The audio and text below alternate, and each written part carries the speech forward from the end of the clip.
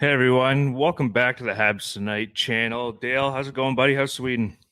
It's going well, buddy. I got a little bit of a sore throat, a little bit of a cold here, but everything's going good, buddy. I'm happy to be back in action. Riding shotgun with you and another great interview coming up. Yeah, for sure. And for those who don't know, we have Jake Evans coming on the show a little bit later. But first game over in Sweden. You see you pot the game winner there, exhibition game. Yeah, it's been interesting, man. We've definitely some different schedules that I'm not used to. A lot of practices, some long bus rides, some very interesting things, man. That I'm patiently jotting down, so maybe I can write a book about this later because this is very, very different from what people would expect. And but it's a lot of fun, man. I got a lot of really fun teammates, man. They're making the adjustment pretty easy. Yeah, that's awesome, man. It's fun to see. So if anybody that doesn't know, Oscar Shaman's the team you're playing for in Sweden. Follow them on social media if you guys want to keep up. But today, though, like I said, we're bringing Jake Evans in. This is a guy you played with a little bit in Laval, a little bit with Montreal as well. So you're kind of good buddies with him. So I think it's going to be a really fun interview, and some fans get to see the other side of the game that they don't normally see. And that's what we like to bring here. Yeah, absolutely. I'm excited. A guy like, from a seventh round pick to the player that he is now is just incredible. That's a testament to him. How much work he's put into it. To progress that quickly. I played with him his first year in Laval. He was their number one center down there when I went down. We had a couple games together, and I was like, wow, this guy's a good player. And then, he continued to get better. I played with him the second year there. Obviously, his numbers took off and then came up at the end of the year and played great in the NHL. And, I think the future is right here for him. He can do a lot of things. He can go up and down your lineup. And, the funny thing is you're looking at it, and I was looking today, and, he's only 25 and he could be the oldest center on the roster this year. So it's very exciting for the Montreal Canadiens going forward here. For sure. And like we said against like the last episode of Paling, was like the future of the Habs is so young when Jake is the oldest center and he's 25. Like, it's crazy. But I think without further ado, I think we should bring this guy on, the 7th round pick in 2014. 207 overall, finally playing for the Montreal Canadiens now on a pretty steady roll. Let's welcome Jake Evans to the show. Hey guys. Hey buddy, how are you? Good. How are you guys doing? Good, man. We were talking a little bit before we jumped on. We'll jump right into it. Like, how you feeling right now? It's the end of August, and I know when we started the show, I literally feel like the playoffs just ended for me, and I didn't even play. So what's your summer been like? How you feeling right now? Yeah, it was great to get home. Honestly, it was obviously just a long year, and with that whole COVID thing, it was hard because I'm used to seeing my family quite a bit and friends and everyone coming to visit and stuff. So that was a little tough, but getting home has been great, seeing everyone. But again, just like we were talking about, it's such a quick turnaround, right? You get home, you think about it, you're like, oh, there's 2 months of the season, you just start training and you just get right back into it, kind of thing. Yeah, so I was going to ask. Oh, sorry, Dale. Yeah, I was going to ask quick with the turnaround was that condensed schedule this year. How was playing like in that kind of situation, like the 4 games a week kind of deal? That must be tough. It would, yeah. I wouldn't say it was easy at all. It was, and we're also flying pretty far and changing time zones and everything. So that was a little difficult. But I think we handled it the best way we could. No one was really complaining. Everyone was doing their thing, and yeah, I think we just kind of battled through it. I don't think it was easy for any team. So it was one of those things you just have to deal with. I know when we were in the bubble together, like, we were in Montreal, but we couldn't really hang out with each other. And then we got in the bubble and we were there for like, call it 2.5 months. Like, that was enough for me. I was like, kind of made my decision to not play very easy after doing that for 2 months. I couldn't imagine what that would have been like for a whole season. I know we talked to Gally about it a little bit. Just like even going on the road, and it's not really like you're going on the road and you just got to stay with the team. Yeah. Like, do you think that was probably the hardest mental grind of the year, or was it kind of like some of the stoppages? What do you think? I would say it was just you just didn't want to be like, you wanted to be safe. You didn't want to obviously be the guy that got COVID. There was so many rules that we were just staying in our place. We couldn't hang out. It was one of the toughest mental grinds, I guess, you had to do. Is every day it's rink and home, and that's about it. You can't really go to a grocery store. You can't do anything. The only thing, like, I was living with my girlfriend, and all we did was go on walks, and that was the only thing we could do, really. So the walks was like the most fun thing we could do. Oh man, Yeah, that's crazy. yeah. And that's the thing. I think some fans, seem to forget. Like, you guys were not allowed to really do anything outside the rink, or like it was literally just like rink and home. That was all you guys were allowed to do, and then go outside for walks. Yeah, it was.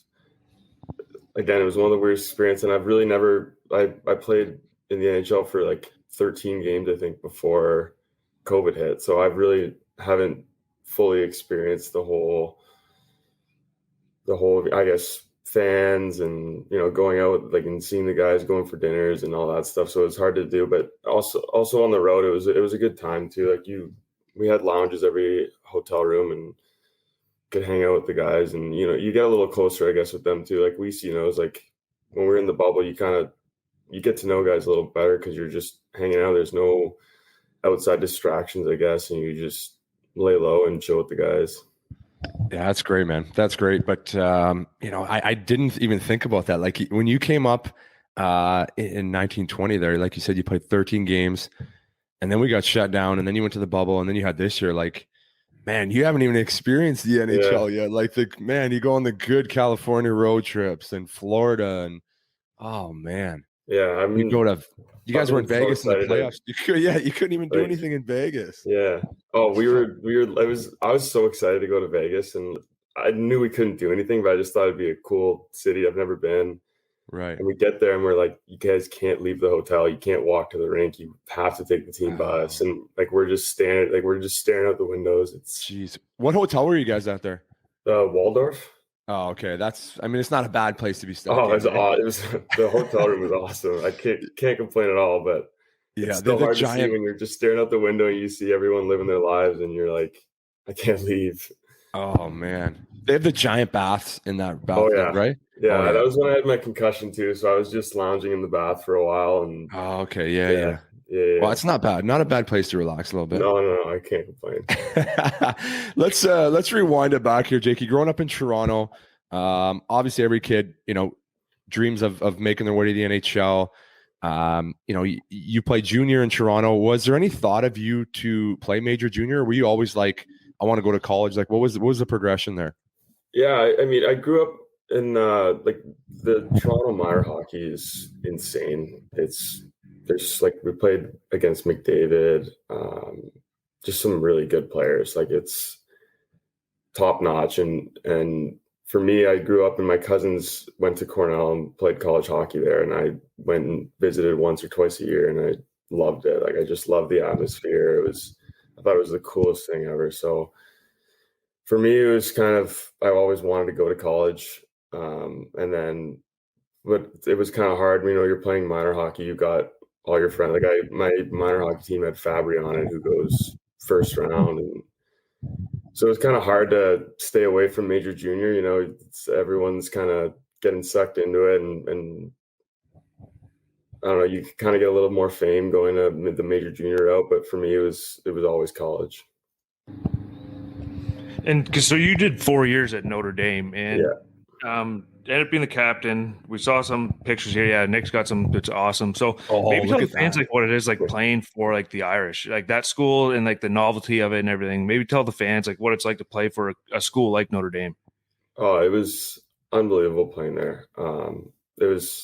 I tell everyone that it was the best choice of my life, is going there, enjoying the school part of it, enjoying football games, everything. And then also just the hockey program there. Like, I don't know if you guys have seen the rink, but it's equivalent to an NHL rink. It's unbelievable there. They treat you first class, and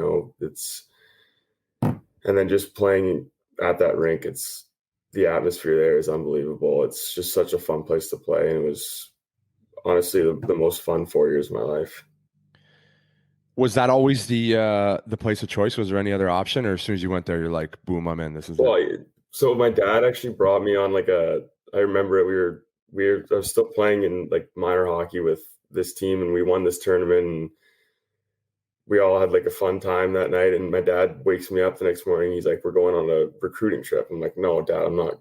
We're not driving through the Midwest and just stopping through schools." And because I had a few schools that wanted me to come visit and stuff. And eventually, like, I don't want to drive to South Bend, Indiana. Like, it's a pretty crappy drive. Right? And so we get there, and that, like I was just saying, like that rink, like I got there, I was like, oh my God, I need to go here. Like it's such a cool rink. It's such a great school. And yeah, there was just no doubt in my mind when I visited there. I was like, I need to go here. I was going to just jump in quick. So there's some fans too that because we'll put out some questions too, and some of them are asking like, so you get selected 7th round. So what's your mindset after you get selected, knowing you're in the later rounds, and then what it took for you to actually crack the AHL and end up playing in the NHL? Yeah, it was a weird experience for me at the draft day. Like I thought I would go a little bit higher, honestly, and then I was just refreshing the NHL.com page and waiting to see if I'd get picked. And then in the 7th round hit, I said, kind of screw it. I didn't really want to watch anymore. So I just left my house, and I got a call like afterwards from my mom, I think. And she was like, "Oh, Montreal just picked you." So for me, it was unbelievable getting picked by Montreal. I was so excited, but I was kind of just like, screw it. Like, let me prove people wrong. And, I want those people that passed on me to really regret that. So it was, and I knew, I was like 170, 160 pounds. Like I was a little scrawny kid when I got picked. Like I knew it wouldn't be like a quick jump into the pro hockey. Like I knew I would be at Notre Dame for a while too. So for me, it was just getting better. And, eventually when I'm ready to jump into the pro game, it's just prove people wrong and just keep, improving every year and get there. Did you talk to Montreal before the draft? Yeah, I did. I had a few interviews. That's why, like, there was like probably like 6 teams I would like target. I'm like, okay, they could pick me. I talked to them, and right. I thought every interview went okay. So Montreal was one of them. So I thought they might be able to pick me, but again, like once I got to the 7th round, like I couldn't keep watching and keep refreshing the page. Like there was just the stress of it. It's just like I just could not deal with the draft. It was just too much. Was that your the first year that you were eligible? Yeah. Okay. I was like, yeah, it was just I hated that day so much until I got picked. It was terrible.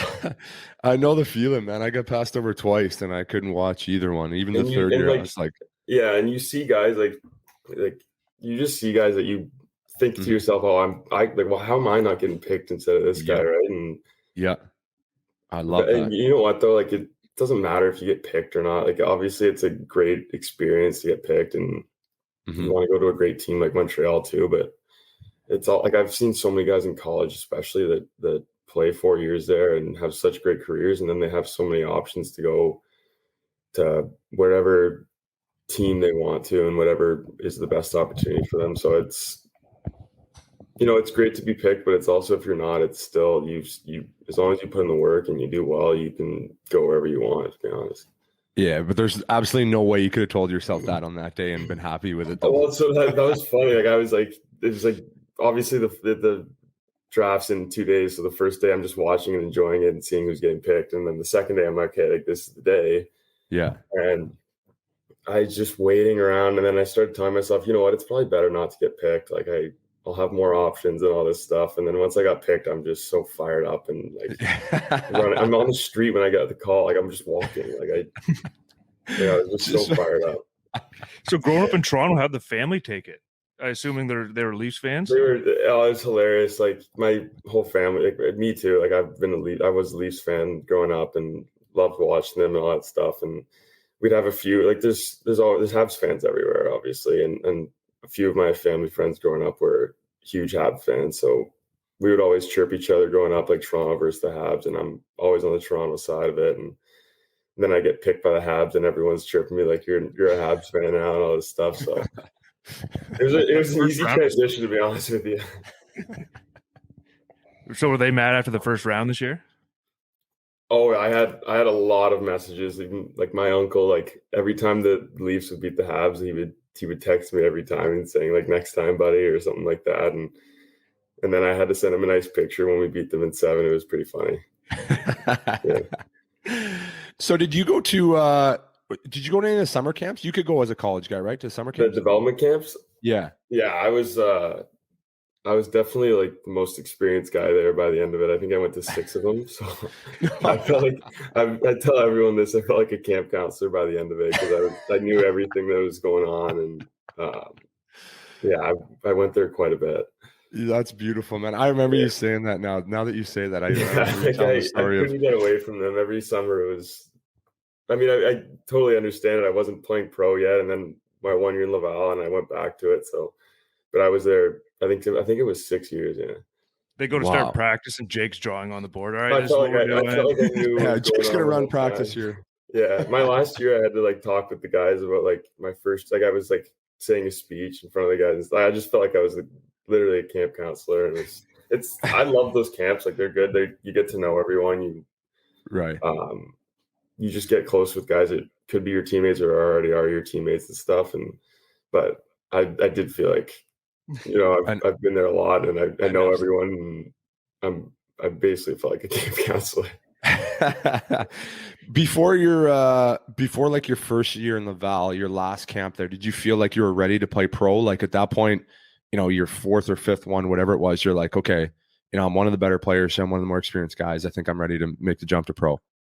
Yeah, once I finished college, like that year, I was like, let's get ready to play pro. Like, let's get ready to make that step. And I thought I was fully ready. I thought like development camp, I thought I was one of the better guys. Like I was like, God, I'm ready to go.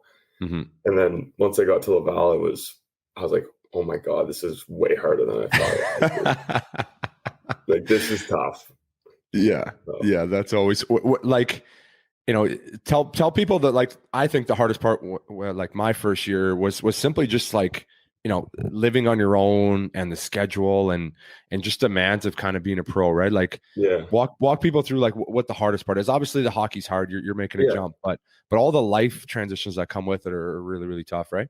Yeah. Like, especially for me, like, I was living whatever on my own in college. Like I had to figure out food and everything, but for me, it was the scheduling was tough. Like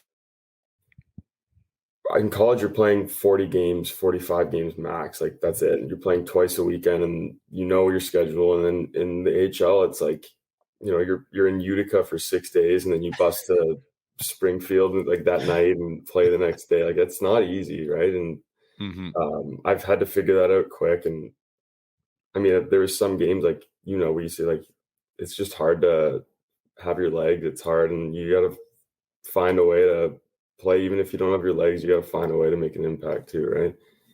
Right. And I think that's where the American League does wonders for guys. Because there's once you get to the NHL, like majority of the day you have your legs because the travel is perfect. You stay in the best places. You're always fed.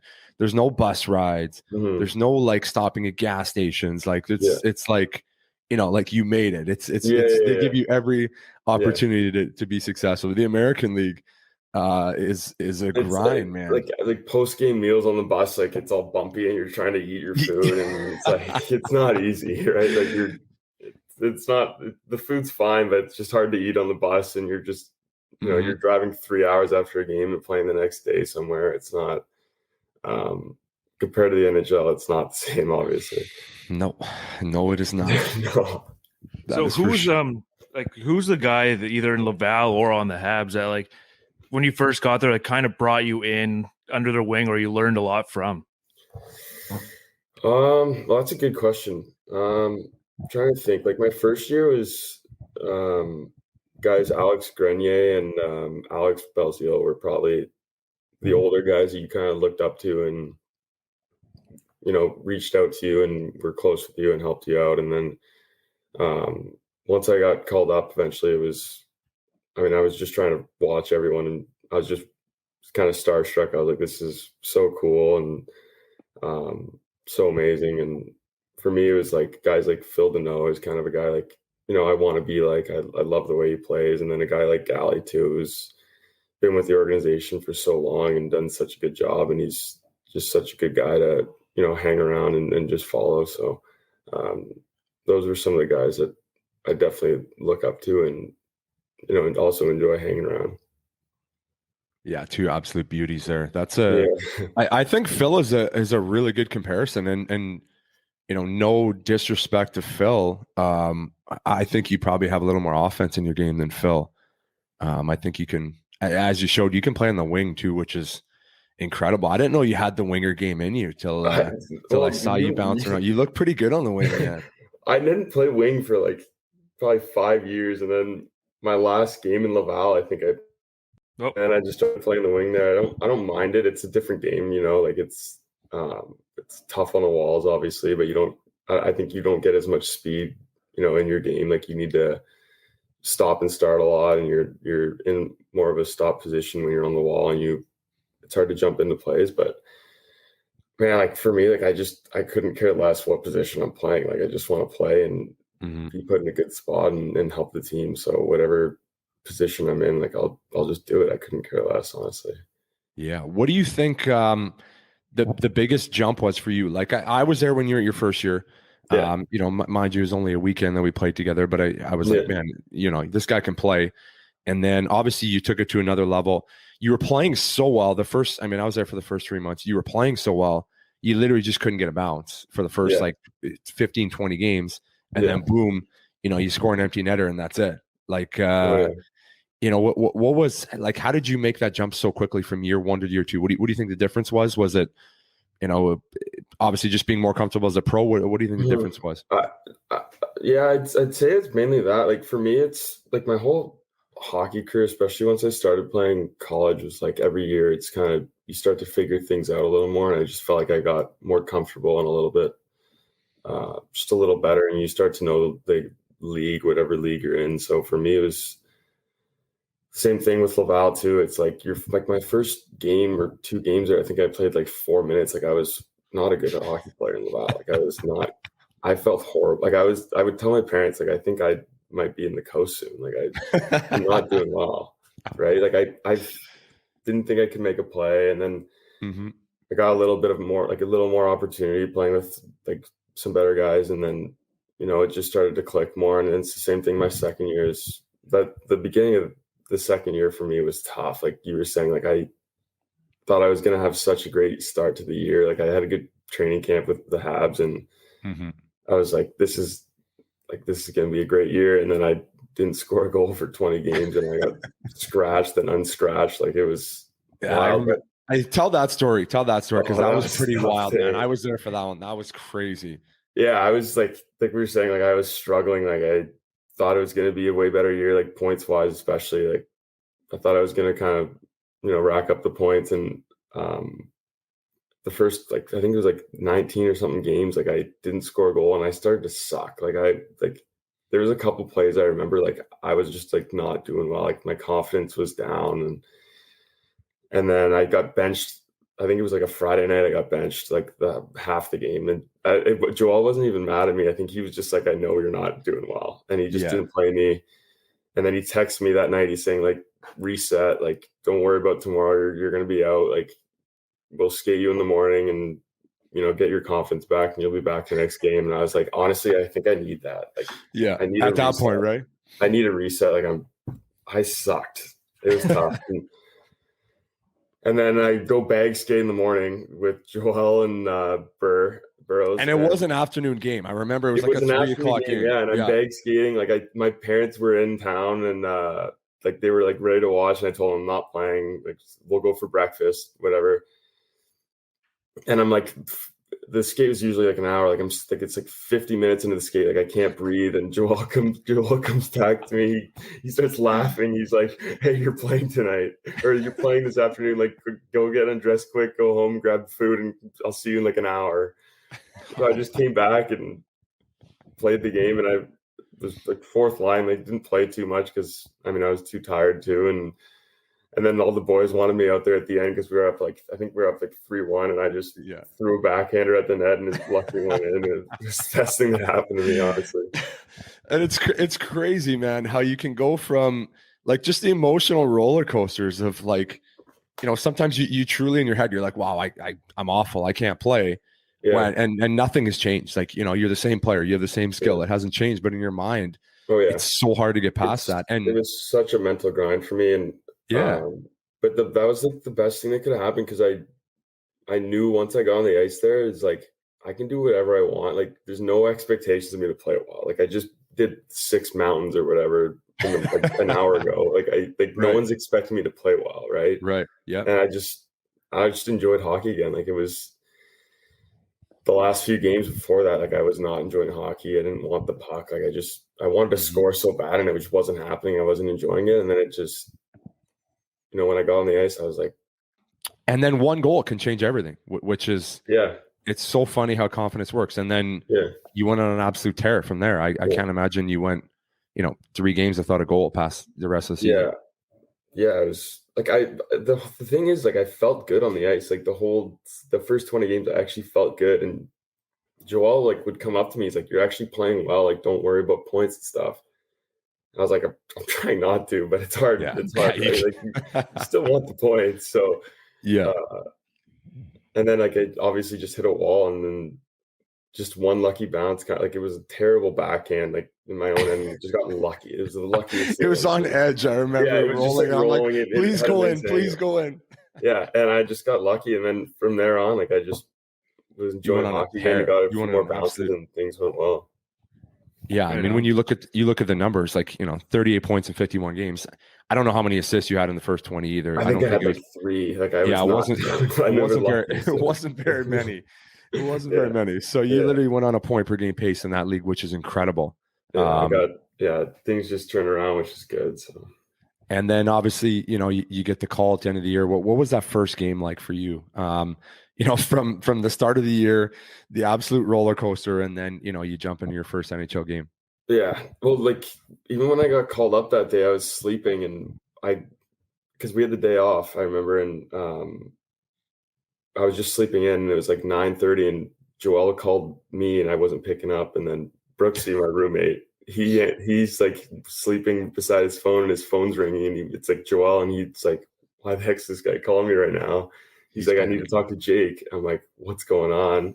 Brooksy wakes me up, and I get the call up, and I was like, "This isn't real." Like this, like I was not expecting it at all, right? Like I don't know, I just did not see it coming. Like sometimes like Montreal needs a guy, like they might call someone up, but this one was just I think the team had like the flu bug that day or something, and I got lucky enough to get the call up, and my whole family flew in, and I just went to the rink and still didn't know exactly if I was playing, because I didn't know who had the flu or not. Like I still didn't know if I was playing, and then I see like the lineup sheet on that screen, like I was waiting for it, and then right before warm-ups I'm seeing I'm playing with Kovalchuk and Domi. I'm like, oh my god, like it's unbelievable. That's a bad line, mates. Yeah, that was a pretty cool start for me. How was it playing with a guy like Kovalchuk, or like your first game? Like, who's talking to you in the dressing room? Who's helping you out, kind of deal? Honestly, like everyone was great. Like if I went up to anyone, or a lot of guys would just come up to me and just chat with me quick. And I think I was sitting beside Gally though, so I was chatting with him, like trying to get like a good idea of what's going to happen and what's going on and stuff. So even this year though, like Gally's been unbelievable. Like he's such a good guy. He's a great leader, and he's just such a fun guy to be around. So for me, that first game, to just sit beside him and chat with him a little bit, just feel a little more comfortable, was great. I think it was cool for me to see you just progress so quickly. From being with you at the beginning of the year, and then I didn't see you for a couple months, and then you came up, and man, you played well. And then I know you got a chance to play probably the last like 5-6 games on the same line, and it was awesome, man. Just I was so happy for you to see a guy that really deserved it, a guy that worked his ass off, and a guy that was never handed anything. I always respect that about you. And you just kind of, man, you played so well there. Then we go into the bubble in the summer. You play so well there. You solidify yourself as an NHL player. You come back this year.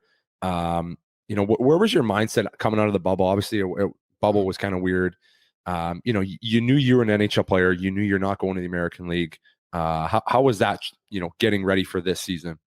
Yeah, it was. I think the bubble was great for me. It was, we played. I think, like I said, like I played like 13 games before the bubble, and I was starting to like kind of get into a groove before the whole season got shut down. So once I got back in the lineup in the bubble and played a few games, like my confidence was really growing, and then I just wanted to keep it going from there. And once I got into training camp, like I wanted to lock down a spot, and I kind of just wanted to, you know, I guess like my whole hockey career has kind of been like I usually start on the fourth line, and I just kind of hopefully can move up from there and gain coach's trust and gain my own confidence in whatever league I'm in, and then hopefully, gain more ice time and, gain more opportunities and stuff like that. So that was kind of my mindset this year too.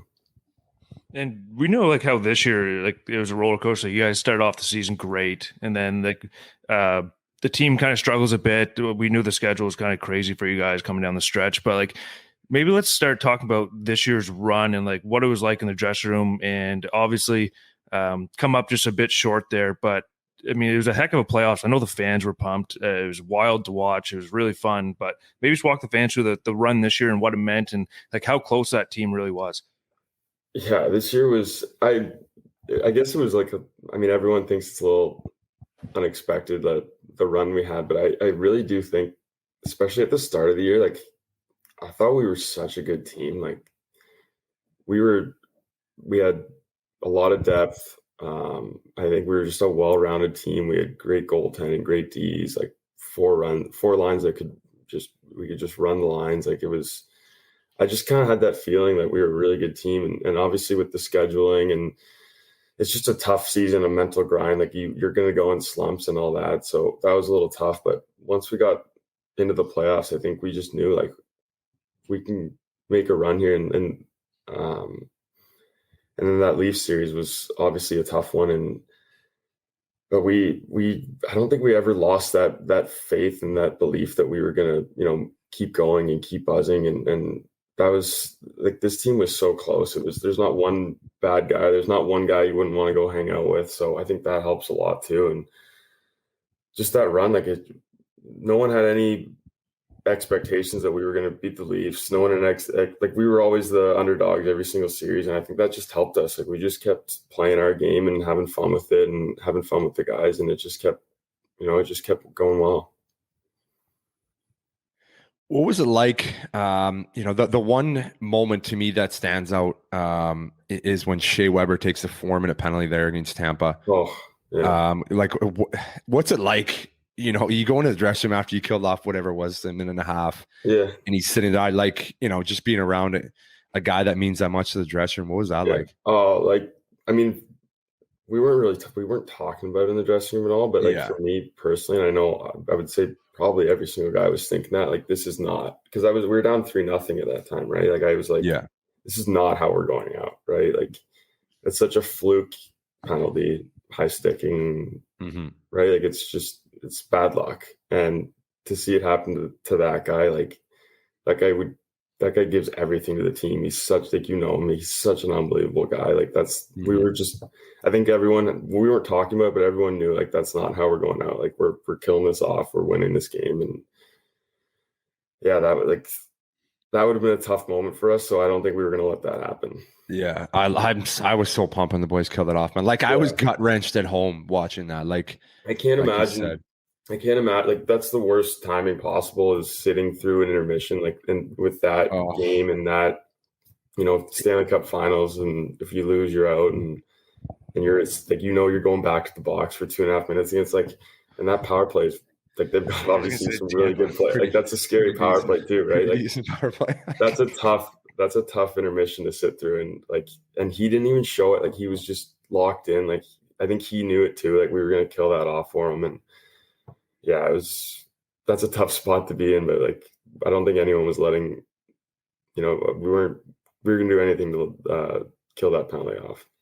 Burge came out and said like most likely Weber's not playing this year because of the injuries and the surgeries and whatnot. But I kind of wanted to, the Galley talked about him too, but I kind of want to get your thoughts. I know you brushed on it just quickly, but like what kind of a leader and captain like Weber is, like even off the ice. I think there's a lot of things that people don't realize what Weber brings to you guys' locker room. Like Dale's talked about it a bit, but I kind of want to hear like some other people's perspectives on Shea.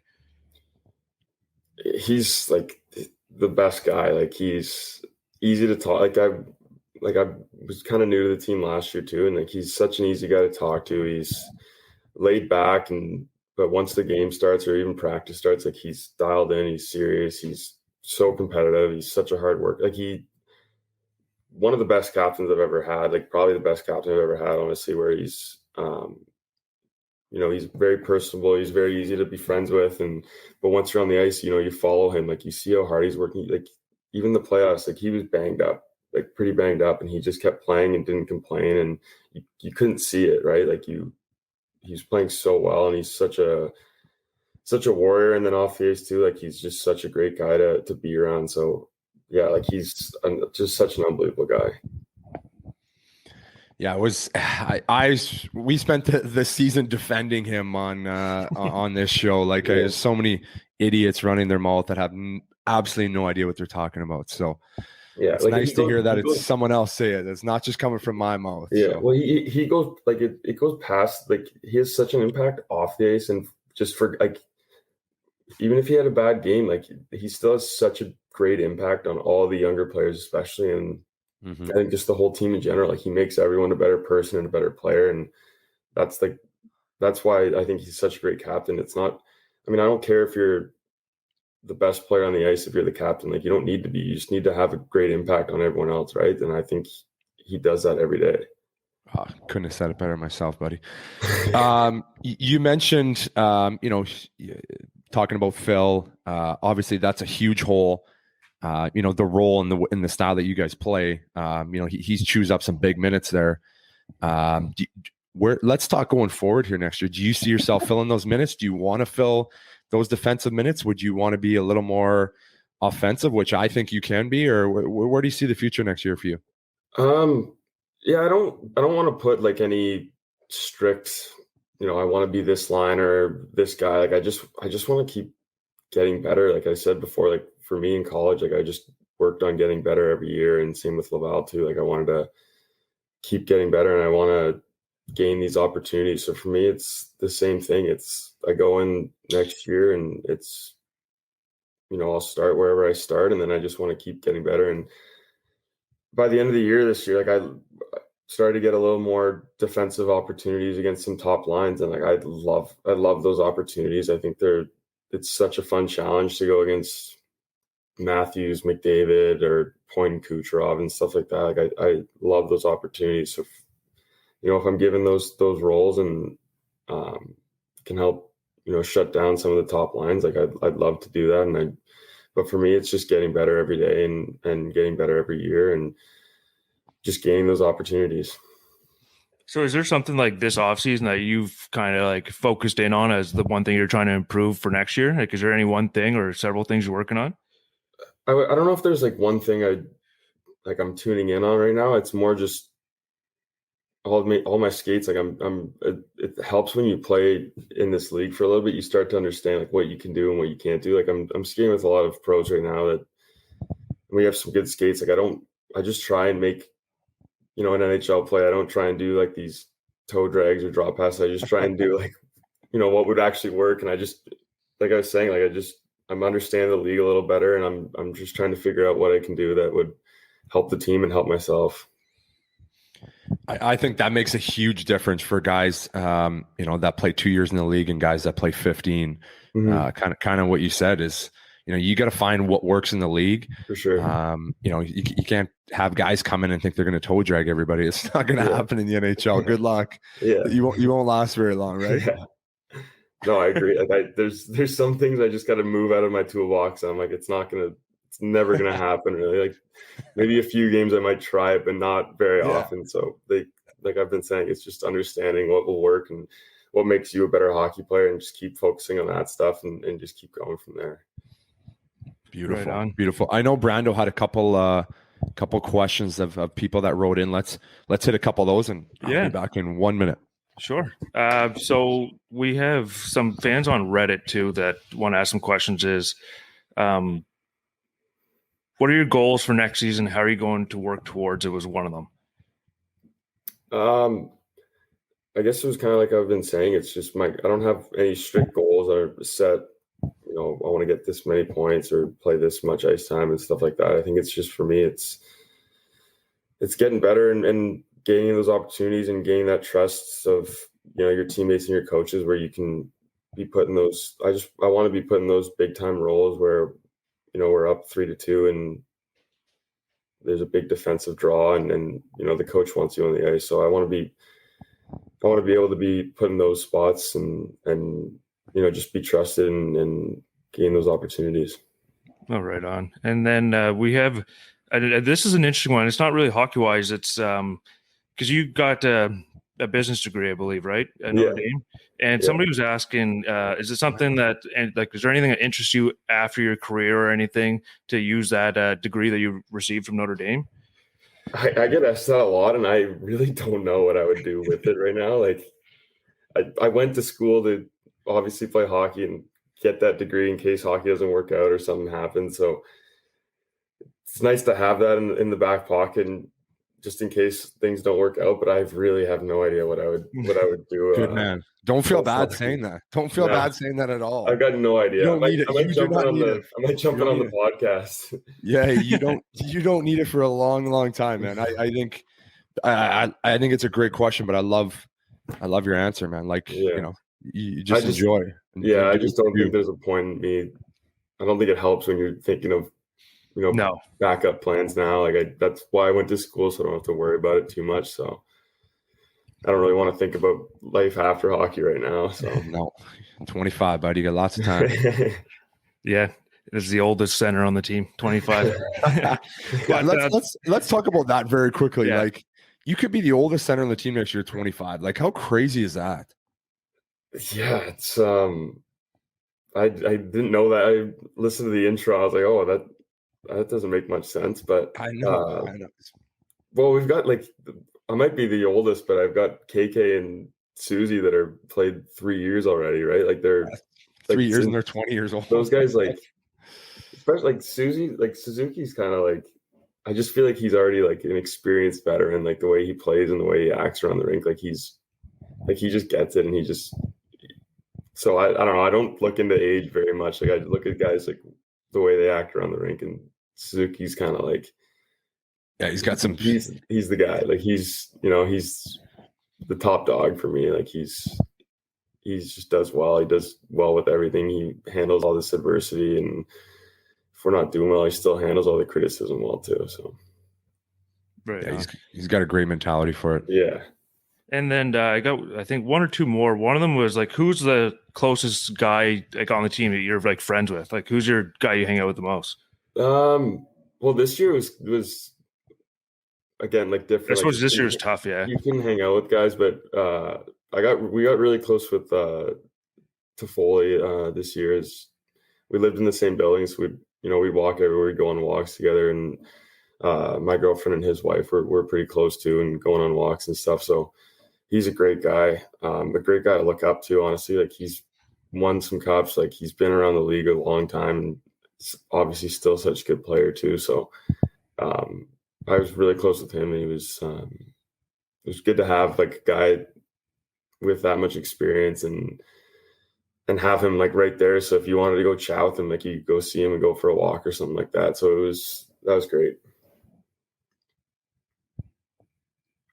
And then I think the last one I was going to ask too, I know it's tough too, because especially this year with the COVID rules and everything, but like, who's like the pranks or like the class clown on the team? Somebody asked that one. I mean, I'd say Galley or like Lehkonen too. Like, those guys are hilarious together. Like, we see like, those guys are inseparable. Like, they're hilarious guys, and they like to screw around quite a bit. So I'll try and jump in a little bit like once in a while, but you don't really want to start a war with Galley on pranking him, because he'll prank you back 10 times harder. I think I had trash in my car like once a week from those guys. Like they would open my car in the parking lot and just throw all their trash in there. Oh, that's beautiful, man. Hey, we kept you long enough here, buddy. I really appreciate you doing this. I know the fans are really excited. Everybody was always asking for you. You're just one of those guys that everybody respects and appreciates and is excited to see where your career can go, because every single year, like you said, in college, you got better, and in the American League, you got better. And I think everyone's excited to see where your NHL career can go from here, including me. So I'll finish it off with one more question. I know we kind of leave it to the guys to just give a word to the fans that are listening, and then we can kind of leave it at that. Yeah. Well, I guess we're just so excited for next year and just being a normal year. And I think we've got such a great team and some young guys, some old guys, great leadership, a great close team. And we're just excited to get going. And I think it's going to be another great year. Perfect. Brando, finish off, buddy. All right. And I just want to say thanks, obviously, for jumping on the show. And like Dale said, like a lot of fans are pumped. I know, especially during the run, a lot of us fans and even us on the show were pumped watching you get up there, like playing some of that first line minutes there with Gally and Phil. And it's incredible to watch. And coming from a guy that was a 7th rounder, it's just fun to see you finally make it. And the work ethic you put in as a fan, it's just really fun to watch. Yeah, well, thank you. I appreciate coming on the show. I've been close with Weise for a couple of years now, so it's been great to be on and catch up with you guys. Appreciate it, buddy. Thank you very much, man. We'll talk soon. Enjoy the rest of your summer, the little bit that's left. Thanks. All right, later, buddy. See you. Oh man, that was good. That was really good. That was good, man. He's such a good kid. It's so funny to hear him talk about confidence and that, because you can see it on him. He's not a guy that hides emotions. When he's he's confident or when he's having a tough time, and I think that's great. I think why I like everybody, but I really enjoyed him when I first played with him is because I see a lot of myself in him where just a real chip on your shoulder where you believe in yourself more than anybody else does. And I think that's why he's going to do so well, because you can hear him talk about it on the draft day where he wanted to prove people wrong, and that's such a strong motivating factor when you have that. In anything you do, whether it doesn't have to be hockey, in life, whatever you do, when you have that, like, I'm going to prove you wrong mentality, you're tough to stop. And that's one thing too I've learned too by doing these shows is how much of the game is the mental aspect. It's not the hockey part. Like, you guys are all great at hockey. You guys know what to do when you're out there. It's almost like programmed in you guys, but like, it's the other side, it's the outside. And especially when you're playing for a market like Montreal Canadiens in the fan base, it's got to be so tough to be on that other side if you're struggling, and then being able to handle the mental aspect of a fan base getting on you, or like not getting too high when things are going well and not going too low. Yeah, it's difficult. And that's the hardest thing of becoming a pro. And when you hear people talk about it, some people who don't know what's going on, they're like, well, what is he talking about? Well, that's exactly what we're talking about. When you listen to him talk, Jake, or if you listen to Paling talk, like how much confidence, it played a role in the way they were playing. Like, it was everything. And when you can figure out how to kind of, don't get too high, don't get too low, like he said, and kind of keep those slumps like right here. There's going to be slumps. Hockey's a long season. You're going to have bad games. You're going to have games where you don't have your legs, you don't feel good, but you got to find a way to still be consistent. And that's how you become an NHL player every day for a really long time. There's plenty of guys that are really, really skilled. And speaking from experience, guys that were way more skilled than me, but they were like this. They just couldn't figure it out. And they could never, as a young guy, get past that wall of like, okay, I'm struggling. How do I get it back on course, and how do I stay there? And those are the guys that really become really, really good players. And, I've talked about a lot where you go from, your third, fourth line guys that are really good grinders, and then you go to your scorers where they're just mental games at another level. And their confidence just never wavers. It's borderline arrogant, and that's what makes them so good. So is it like, is that something you learn on your own, or is that something like you lean on, like a vet on the team kind of teaches you? Like, where's that come from, where they find like when it all clicks, or is it just on like the individual? Yeah, it's a lot on you. But it does play a role with the guys that are around you. when you're a young guy going through those struggles, it's tough, and you got to find a way mentally, whatever you got to do to kind of work your way through it. And I think just going through that, obviously, a lot of good and even average NHL players were really, really good at junior or college, and they didn't have a lot of those slumps. They were just really, really good. And then they get to the American League and struggle a little bit, or they jump from college and junior to the NHL and they struggle early, and they're like, they've never had any adversity in their life. So this is a really hard thing that you just never dealt with. So you kind of got to go through the ringer a little bit and feel your way out through the process. And then when you figure it out, man, it comes with experience. And like I said, you can keep it like this. You'll have good games, you'll have bad games, but you kind of just stay on an even keel and be consistent. And that's what makes you an everyday player. But you got to go through it. You heard Pales talk about it, and Jake talk about it, where he went 20 games, he didn't score a goal. He was like, I'm awful. I'm terrible. Like I can't do anything out there. And it's tough. And sometimes the more you play, like it's like a snowball effect. You can't reset it. You just keep playing and playing, and you're getting worse, and your confidence is dropping, and nobody's there to help you. If you don't have a vet that's going to grab you and be like, hey man, just relax. You've been in a slump for 20 games. It can't get any worse. No one's expecting you to score. It can't get any worse. Like just someone, that's where it helps to have a guy like that in your locker room that can come say that to you. And sometimes it clicks in your brain. You're like, okay, nice. And I had plenty of guys along the way for me that could do that for me. Manny Malholtra was a big guy for me. Just a ultimate guy. I had a chance to play with him in Vancouver and in Montreal too. And I kind of said it to Jake, where your skill doesn't change. You don't lose your skill. Whether it's from year to year or week to week to month, you don't lose that skill. You're the same person. You wake up, you're the exact same person. You have the exact same skill. Everything is in your head. You're deciding if you're confident or not. And that's a really hard thing to figure out. Yeah, for sure. And not trying to bring it down or anything or change the subject, but we were talking, you put out a tweet this morning. A lot of fans are kind of getting pumped up here within the next few weeks. We said the summer we were going to have a good lineup. I know it's a little sporadic right now, just depending on people's schedules and obviously your schedule overseas. But we got some big interviews coming. I'm not sure if we can drop any names or anything, but I believe next Sunday we are going to have another one. Yeah, we might as well say it out there. The pressure's on. He's confirmed. Nick Suzuki will be on the show next Sunday. We're gonna plan to record. Obviously, he's a busy guy getting ready for the season. He's training. I don't want to interfere with that time or put him out. So next weekend, he has confirmed he is in.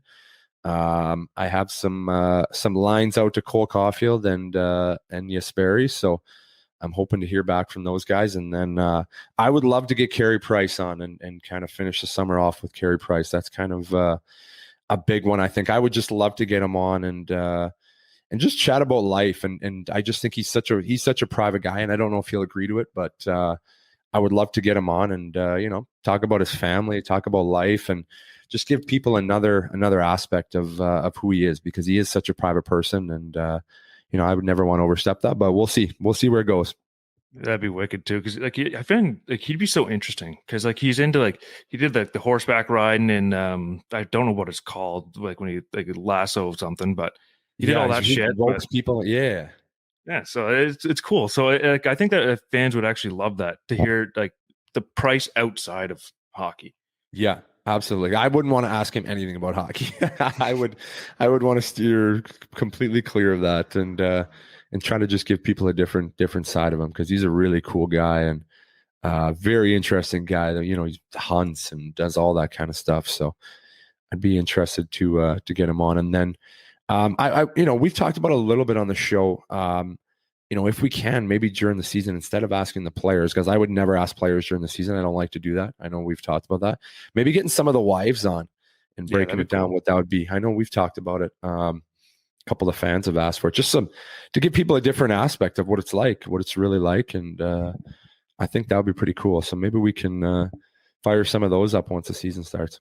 Yeah, for sure. I think that'd be interesting, seeing this side of what they deal with being married to a professional athlete, looking after the kids, making the whole home life run, basically. I mean, Lauren's doing it right now while you're in Sweden.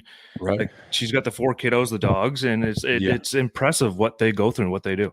Exactly. And also playing in a market like Montreal, just to hear, not some of the crazy things, but just how difficult it is to try to go out and have a lunch or have a dinner or go grocery shopping. Even those are things that you can't really do in Montreal when you're a Montreal Canadian. And not saying those are bad experiences or anything, but it's different. It's different. You're in a hot market, and everybody wants to chat with you.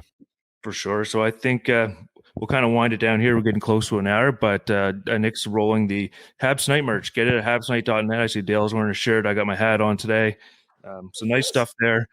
Some new stuff's getting released on that store as well. And just don't forget to subscribe. We passed 10,000 subscribers this week, which is insane.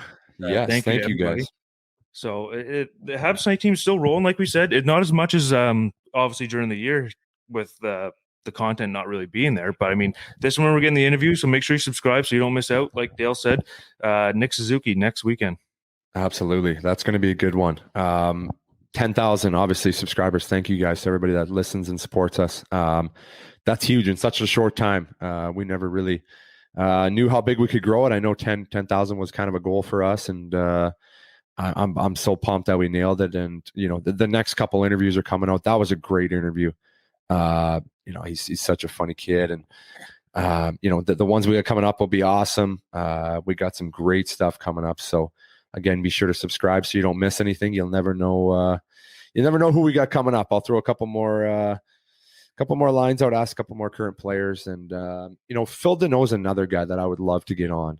Yeah, that'd be cool. Me and him were pretty close. I know, loved by everybody in Montreal. And I would just love to get him on and obviously talk about the situation that went on and obviously, led to him leaving. Pretty cool guy that I was traded for and getting paid. So that's nobody's angry about that. You can't get mad at a guy for going to another squad for 30 million reasons. So there's can't be mad about that. No, not at all. So thank you guys. Appreciate everything. Have a good week, and we'll see you next week with Nick Suzuki. See you guys.